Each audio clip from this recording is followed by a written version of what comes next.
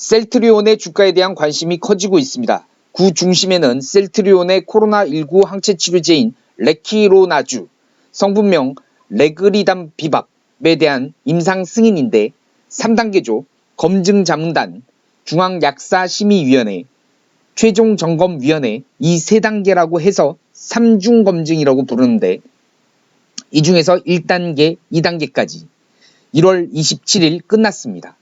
중앙약사심의위원회는 셀트리온의 신종 코로나 바이러스 감염증 치료제인 레키로나주 960mg에 대해 임상 3상 시험을 전제로 허가할 수 있다는 의견을 내놨습니다. 단 경증 환자에 대한 레키로나주의 임상적 의미에 대해 결론을 내리기 어렵다라고 판단해 투여 환자군을 제한해야 한다고 권고했습니다. 즉 제한적인 허가입니다.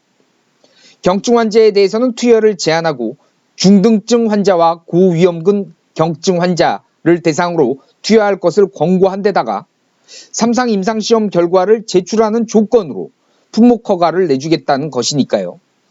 셀트리온은 이 권고를 갖고 2월부터 국내 중등증 환자 및 경증이라고 할지라도 당뇨 등 고위험군에 속한 코로나 환자를 대상으로 레키로나주를 투약합니다. 남은 단계는 전문가 식약처 내부 및 식약처 내에 있는 전문가 또 외부 전문가 10명으로 구성된 최종점검위원회 이게 남아있고 여기서 최종 판단을 내리게 됩니다. 근데 사실 조건부 허가까지 거의 확정적으로 보고 있는 분위기입니다. 셀트리온 역시 좀 하루라도 빨리 출시하기 위해서 10만 명분의 투약분을 생산해 둔 상태라고 합니다. 이런 소식에도 불구하고 셀트리온 주가는 2단계 검증인 중앙약심위 권고가 나온 지난 27일 그 전에는 25일에 3%대 26일 날은 0.47%, 그 뒤에 2% 정도 오르다가 이 중앙약심위의 결과가 나오니까 28일 오전에는 오히려 약세로 돌아섰다가 1% 반등, 29일 날 금요일이죠. 3% 하락 등 주가가 예상보다 약세를 보였습니다. 29일 날은 시장 자체가 안 좋았다는 분위기도 있고요. 앞으로 셀트리온 주가 어떤 방향으로 흘러갈지 관심이 높습니다. 그래서 셀트리온 주가를 결정지을 핵심 요소를 짚어봅니다. 첫째는 국내 품목 허가만으로는 안 되고 해외 수출이 어떻게 전개될지. 국내는 코로나 환자 수 많지 않습니다. 코로나 환자들이 많은 미국이나 유럽으로 코로나 치료제 수출이 잘 돼야 셀트리온 주가도 쭉쭉 올라가겠죠. 물론 이를 위해서는 국내에서의 임상 3상 결과가 좋아야 합니다. 해외 수출이 시작되면 경쟁할 수 있는 치료제로 일라의 124, 리제네론사가 있다고 합니다. 그런데 이들 제약사가 개발한 코로나 치료제들도 접종 초에는 환자들의 투약 거부 의사로 투약률이 적었는데 지금은 효능과 치료 예방 효과가 알려지면서 투약률이 증가하고 있다고 합니다. 그래서 셀트리온 치료제도 해외로 수출이 성사되기만 하면 앞으로 시장 전망은 좋다 이렇게 기대해 볼 수 있겠죠. 그럼 증권사에서 예상하는 셀트리온 수출 규모 수천억 원대라고 하는데요. 증권가가 예상하는 작년 셀트리온 매출이 1조 8천억 원, 영업이익이 7,600억 원 정도 되니까 수천억 원대 해외 수출 잘 성사되기만 하면 실적 개선에 아주 결정적인 영향을 할 것으로 보입니다. 그런데 관건은 임상 3상 결과입니다. 여기서 코로나 양성에서 음성으로 전환하는 시간 단축, 이걸 음전 시간 단축이라고 하는데 이 음전 시간 단축과 사망 예방 효과가 아주 객관적으로 나타나야 미국의 식약청, FDA, 유럽의약품처, EMA사로부터 긴급 사용 승인이 나오겠죠. 아쉽게도 셀트리온의 임상 2상 결과에 대한 연구 방법, 또 그 대상, 특성 등 객관적인 평가 자료들이 아직 나와 있지 않아서 현재로서는 예단하기 어렵다는 게 고려대학교 감염내과 교수의 설명이네요. 근데 주가적으로만 보면 유럽과 미국 당국에 셀트리온이 긴급 사용 신청을 했다는 소식, 그 소식이 발표되면 주가는 기대감이 더 커질 것으로 보입니다. 신청 결과가 어떻게 되든 관계없이 신청은 셀트리온이 하는 거잖아요. 그래서 셀트리온이 신청하는 그 행위는 셀트리온이 하는 거니까 이렇게 하면은 주가에 대한 기대감이 더해질 것으로 보입니다. 그럼 이후 과정에서 기대와 실망 이런 거는 지켜보면 될 것 같습니다. 왜냐하면 아직까지는 판단할 자료가 없으니까요. 다만 한국 정부가 한국 기업이 만든 코로나 치료제 1호로서 관심을 갖고 있다는 것으로 볼 때 우여곡절은 있어도 정부에서 많이 지원해 줄 것이라는 생각은 듭니다. 두 번째는 일단 기관들의 코스닥으로의 자금 이동.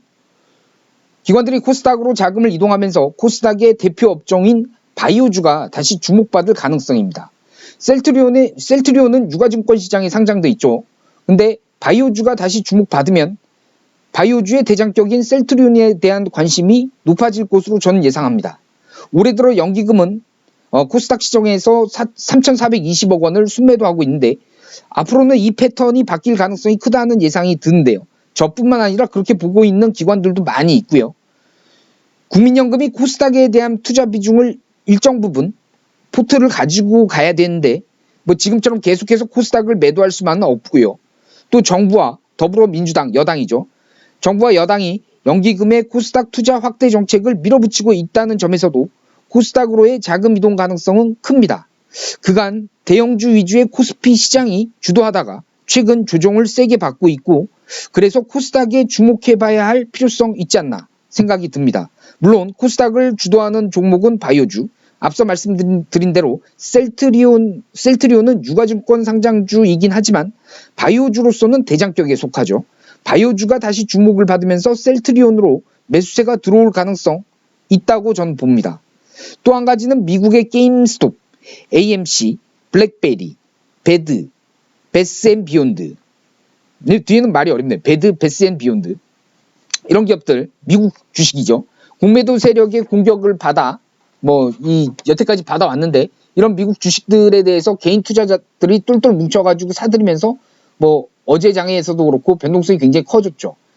이 사태가 한국에서 또 재현된다면 이거 조금 더 설명드리자면 이게 뭐냐면 헤지펀드들이 주식을 빌려다가 이들 종목 주식을 그냥 시장에다 때려 던지고 자기 주식도 아닌데 빌려다가 그러면 주가가 빠지고 주가가 빠지면은 공매도 세력들이 막대한 차익을 얻고 이런 행태에 대해서 불만을 가진 개인 투자자들이 이들 주식을 갖다가 그 AMC 주식이랄지 게임스톱이랄지 이들 주식을 사들여서 주가를 그냥 팍팍 올려놓은 겁니다.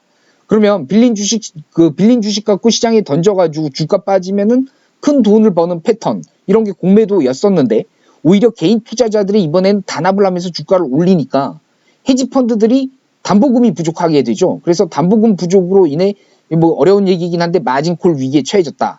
이런 게 되는데 부족한 담보금 메꾸려면 어떻게 해야 되겠어요? 다른 종목들 갖고 있는 애플이랄지 테슬라랄지 이런 주식들을 갖다가 담보금 확보하기 위해 가지고 헤지펀드들이 막 시장에다 때려 던지면서 어제 미국 다우존스 3만 선 밑으로 떨어졌죠. 이게 이제 미국에서 발생한 사태인데 만약에 한국에 이런 일 생긴다면 대표적으로 공매도 잔고 많은 게 셀트리온, HLB 생명과학, 그 다음에 5G 통신주 KMW, 국일제지 등등입니다. 그래서 공매도 잔고가 높은 큰 기업들, 주식들에 대한 관심이 최근에 한국에서도 좀 있었죠.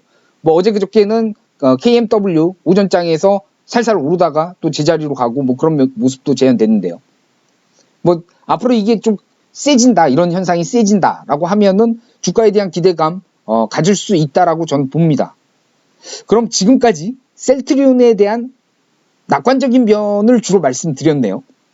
근데 셀트리온의 연봉 차트를 한번 볼까요?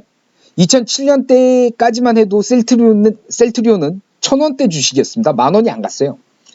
그럼 이때는 뭐하고 지금 30만원대에서 40만원 갈까 50만원 갈까 1.5배 오르나 2배 오르나 120% 오르나 이런 거 생각하고 있는지 참 20배 40배 이런 게임을 하고 싶은데 참 생각대로 안 되죠. 셀트리온이 40배 가까이 오르기까지 개별 회사에 대한 재료도 있었지만 바이오 업종이 과거 수년간 많이 밸류업된 측면이 많죠. 그래서 저는 앞으로 뜰 수밖에 없는 업종에 대한 고민도 많이 할 것입니다. 성장 유망한 업종. 과거에 바이오가 쭉쭉 상승했다면 앞으로 쭉쭉 상승할 수 있는 그 업종은 무엇이냐. 거기에 대한 고민을 많이 해야 될 것 같습니다. 그 차원에서 본다면 며칠 전에 말씀드린 우주산업에 속한 세트랙 I의 경우는 어떤가요? 여러분 생각에는 우주산업이 앞으로 유망하다고 보시나요? 아니면 바이오가 더 유망하다고 보시나요? 물론 바이오가 현재 밸류업된 측면까지 모두 고려한 주가까지 고려한 상대적인 선택이어야 할 것입니다. 주가 수익 비율, 즉 이익과 비교해 주가가 얼마나 많이 고평가됐느냐를 뜻하는 PER이 높을수록 고평가된 거죠. 삼성바이오로직스 최근에 아주 최대 실적 냈는데 그간 주가 상승 속도가 빨라서 PER이 무려 233배라고 합니다. 엄청 고평가됐다라고 볼 수도 있는 거죠. 세트랙 I 우주 며칠 전에 말씀드린 세트랙 I PER 얼마냐? 60배. 한국항공우주 17배입니다. 어제 지상파TV 출연까지 하시는 증권사 스타 애널리스트 연모 부장께서도 모 방송에서 한국항공우주에 대해 아주 낙관적인 전망을 말씀하시던데 저도 공감합니다만 다만 세트랙 I는 실질적으로 사업을 하고 있는 방산 기업인 한화가 대주주라는 점, 반면에 한국항공우주는 한국수출입은행, 국책은행이죠. 한국수출입은행이 대주주라는 점에서 이 사업을 밀어붙이는 속도는 좀 다를 거라고 개인적으로 생각을 합니다.